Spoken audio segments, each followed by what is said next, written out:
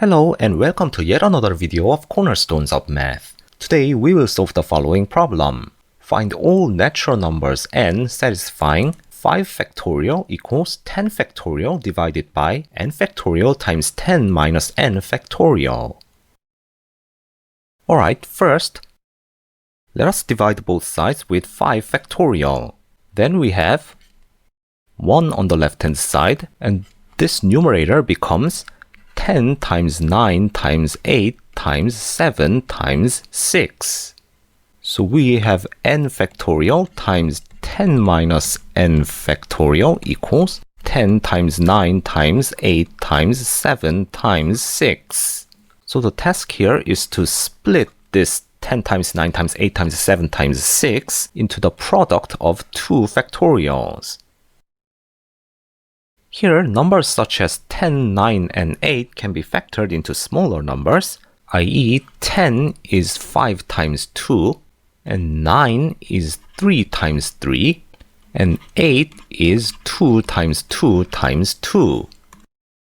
But this 7 really bothers us, because it is a prime number and hence cannot be further factored. But this also means a good news. It means that the right-hand side at least has to contain 7 factorial, so let's try to extract 7 factorial.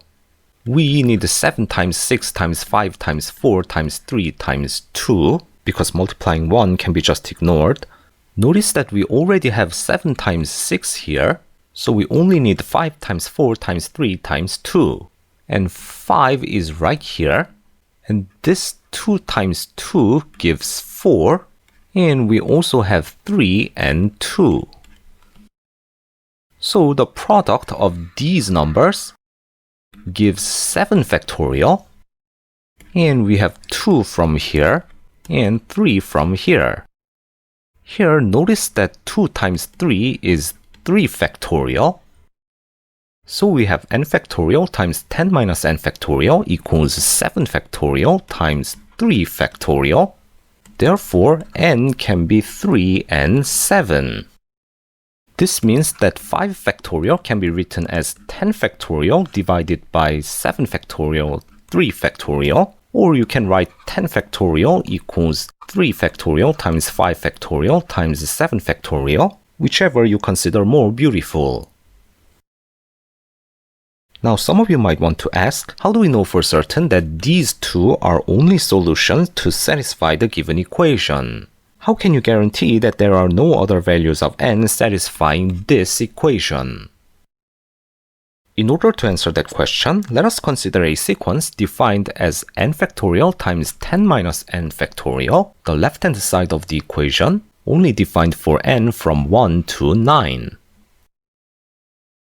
And let us consider two adjacent terms, an and an plus 1. Here, an plus 1 is given as n plus 1 factorial times 10 minus n minus 1 factorial. Now, let us consider the ratio an plus 1 over an, which is this. Here, dividing n plus 1 factorial by n factorial gives n plus 1, so we have n plus 1 here, and for these two terms, it leaves 10 minus n at the denominator, so we have 10 minus n here. This means that an plus 1 over an is less than 1 when n is 1, 2, 3, 4, and an plus 1 over an is greater than 1 when n is 5, 6, 7, 8, and 9.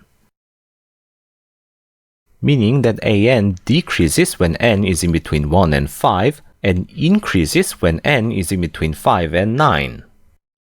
Therefore, there can be at most two values for n that satisfies an equals 7 factorial times 3 factorial, and those two values are n equals 3 and 7.